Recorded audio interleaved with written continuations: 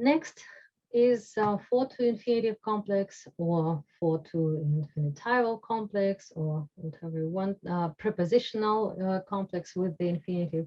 Again, several terms for this phenomenon. And I remind you that it performs different functions in the sentence. It can appear in the beginning, in the middle of the sentence, in the very end of the sentence, and it can relate to different parts of the sentence as well. For example, for him to be a part of the team was a good opportunity. Here it is subject. Yes, it was a good opportunity for him to be a part of the team. It's also the subject, but we have a formal subject it here. That is why for him to be a part, comes after opportunity. It was a book for him to read.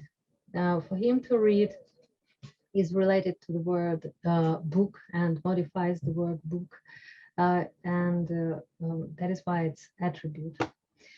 The only chance for success was for her to try and persuade them. For her to try and persuade them follows the link verb to be here, and altogether they form the predicate. And for her to try and persuade them, it's part of nominal predicate. If you remember the word predicative, if it rings a bell to you, then here is the illustration of the predicative.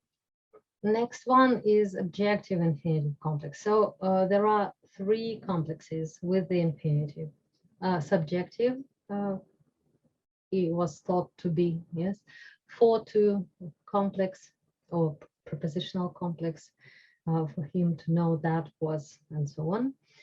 And objective infinitive complex. It's I will repeat again that I will say it again that it performs one single function in the sentence. It's that of the object. They made their children read books. Their children read. We saw them come in, but never saw them go out. Them come in, them go out. Here, you may ask me why we don't say we saw them coming in, but never saw them going out. Do you remember the difference between these two? They are both correct, but it would be great if you could tell me the difference between them coming in and them come in. If you remember, in this situation, objective complex with the infinitive is used without to. It's called bare infinitive. So they made their children read books. We saw them come in, but never saw them go out. He heard her climb up the stairs, and so on. But there are exceptions. The verb to be is always used with the particle to. And if the verb, the main verb,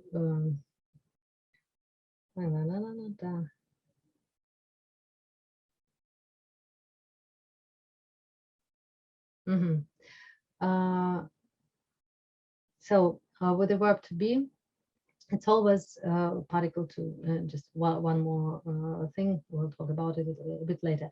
I heard him to be intelligent. She wants us to come early. So if the verb, one exception is with the verb to be, another is when the verb doesn't mean sense perception, hear, see, feel, yes, or is not the verb to make in the sense of enforcement, yes, then we use to come earlier. If you vaguely remember this material, please open any grammar guide and see the use of the infinitive with and without to. the use of bare infinitive. It's just 3-4 rules, but you need to remind yourself about them. Okay.